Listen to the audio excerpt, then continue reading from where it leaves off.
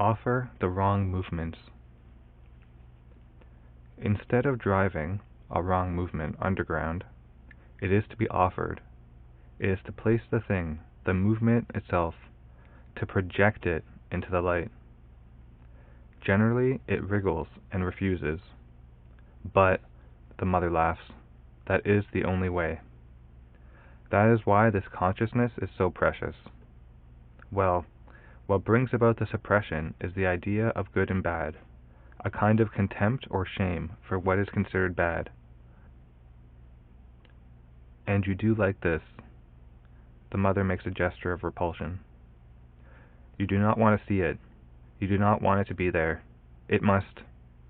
The very first thing to realize is that it is the weakness of our consciousness that makes this division, and that there is a consciousness, now I am sure of it, in which that does not exist, in which what we call evil is as much necessary as what we call good, and that if we can project our sensation, or our activity, or our perception into that light, that will bring the cure. Instead of suppressing or rejecting it as something to be destroyed, it cannot be destroyed. It has to be projected into the light. And because of this, I have had for several days a very interesting experience. Instead of seeking to throw away far from oneself certain things, which one does not accept and which produce an imbalance in the being, instead of doing that, to accept them, take them as part of oneself, and, Mother opens her hands, offer them up. They do not want to be offered, but there is a way of compelling them.